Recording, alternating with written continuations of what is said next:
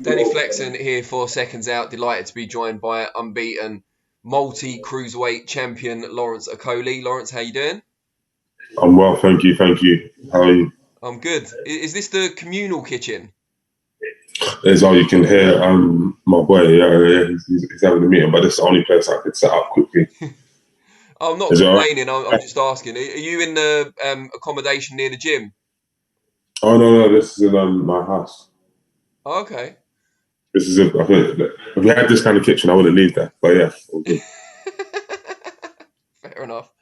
Um, it's been an interesting year, or last year rather now, is interesting year for you in that you didn't fight for the most of it. You then had a world title shot lined up for the end of the year. Got called off at short notice because your opponent unfortunately contracted COVID-19, which has happened to a lot of people this year, last year. Stop getting out of that habit. And then you had a substitute opponent come in at short notice who you dealt with in impressive fashion. But emotionally, what was that like? It seems like a bit of a roller coaster that whole period. Oh yeah, it was definitely a roller coaster, but I think I kept myself together. Really, I felt more happy and blessed that I managed to get a fight in.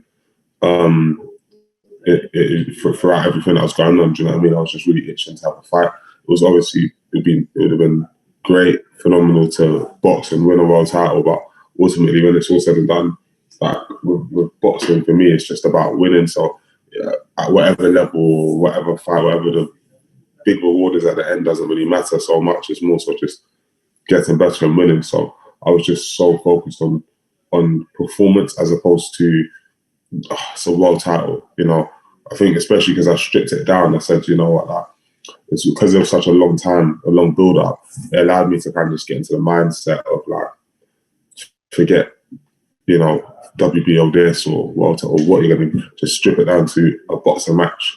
These are your attributes. This attributes of your opponent. What can you do to beat people? And even when they change the opponent, it's the same thing. You know what? No world title. That's all right. How do I beat Mr. J? And that was it really. So it was emotional. It was frustrating at times, but nothing really lasted more than a couple seconds, like a minute or two.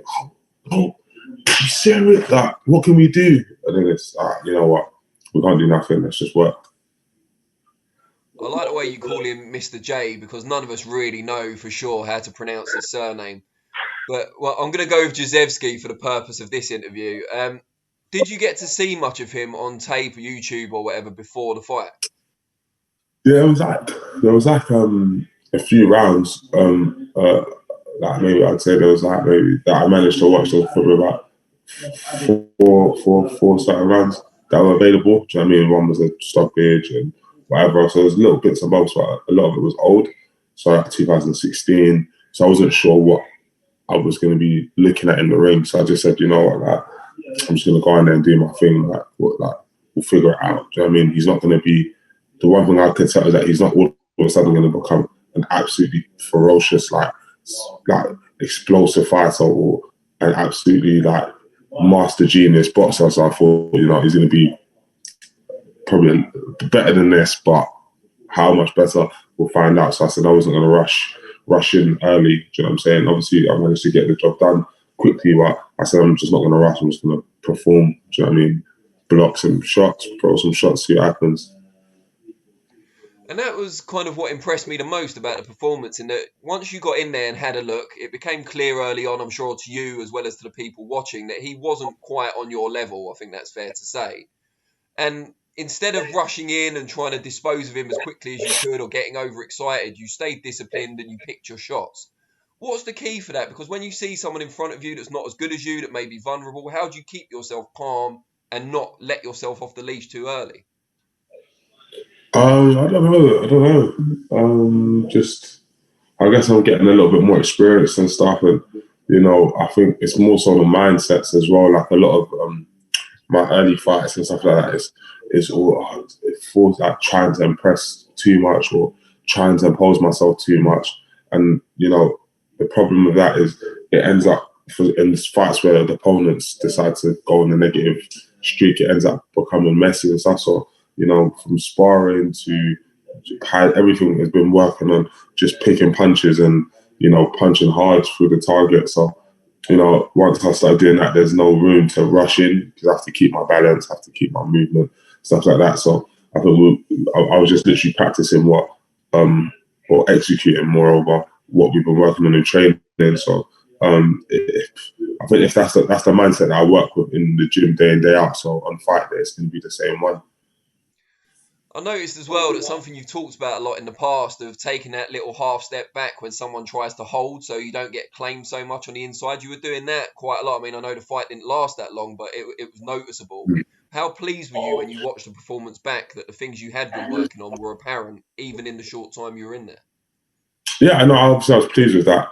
This is a fight I managed to watch back a few times. You know what I mean, for entertainment purposes. So that's always good. But obviously, I'll be a bit more like happy, or I don't know what the word is, like when I do it against Glowacki and then another world level fighter. Do you know what I mean? Of course, we don't know how good Glowacki is, obviously, because I've stopped a lot of people, so you never really know. But it's like doing it against someone proven like Glowacki for a world title, where he's got so much to gain. Of course, Big J, I can't do it. Do you know what I mean?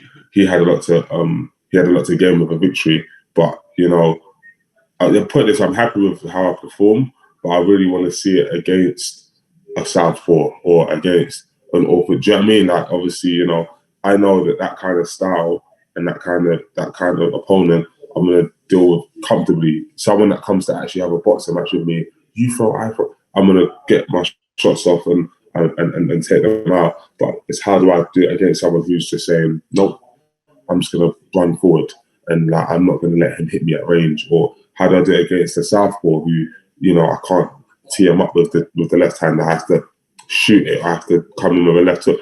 So I'm really interested to see the stuff that I work on in training, being able to do it on Fight Night. Because one thing that I've noticed over the past year and whatever is everyone that comes in to spar me now is people that sparred me before or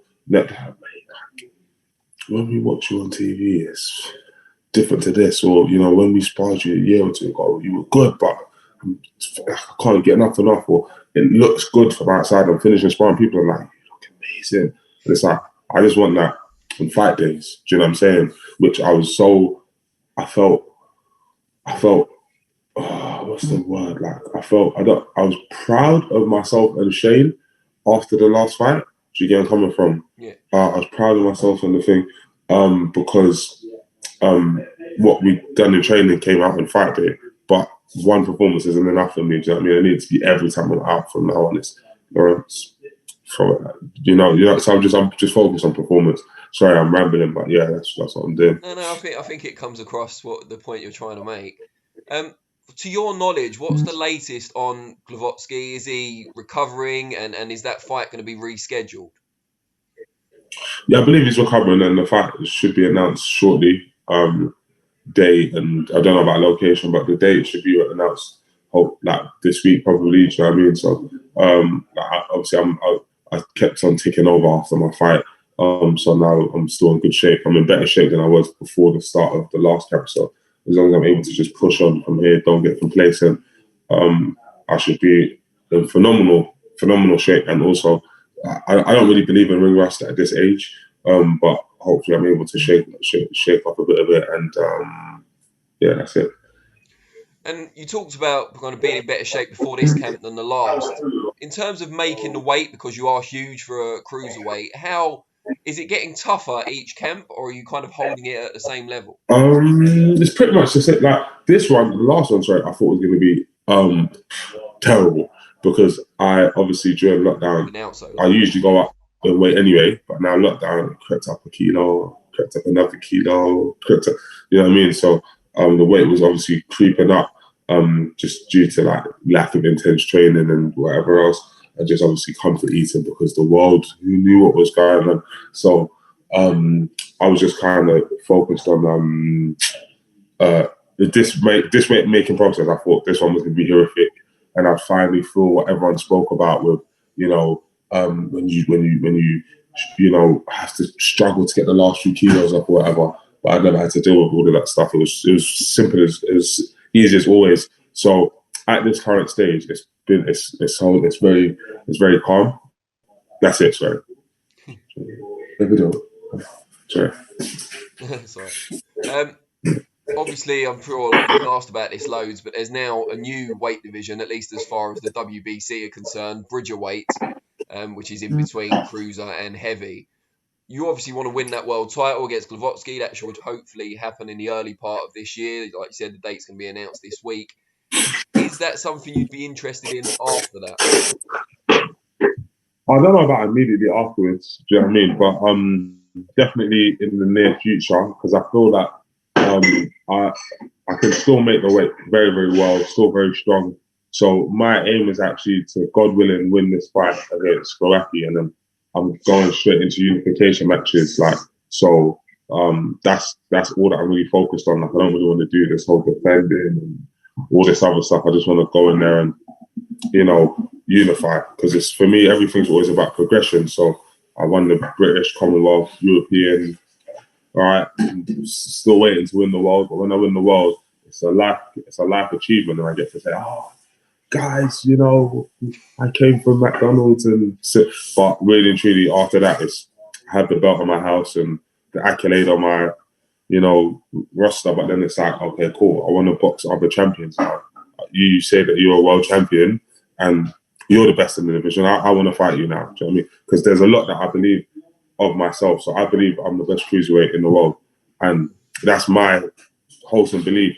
I just need the opportunity to show it. And how do you show it? You show it by beating other champions who are established as greats in their respective ways. So yeah. So before I move up to Bridgerweight, I want to unify at cruiserweight. And you say about beating the other champions. In your view, apart from yourself, who's the number one in the division? Is it Briedis? Yeah, you'd have to say on paper that, and just on people who he's beaten and been in there with, or that he's obviously got the best resume, so you'd have to give it to him. Although, if that's a fight, for example, I beat Glowacki, and then they proposed that as the next fight, I would take it without any questions asked. You know what I mean? So no one in the cruiserweight division has really got me like, I'll wait and get a bit more experience. It's like, as soon as I win this fight, literally anyone that they say have a fight with, that's who I'm. You know what I mean? I'm going. So we'll see. Obviously, if the year goes the way that I hope it goes, we just don't know. I would like to say that I could have 3, maybe 4, depending on if the other champions fight each other. Literally go in. I'm going to move to the other side. 3 or maybe all the belts. You know what I mean? Similar to what happened with the similar to what sort of happened with the World Super Series. And before we let you go, something we're asking everyone at the moment, as it's the start of a new year, apart from your own trajectory, what fight would you most like to see in 2021 get made?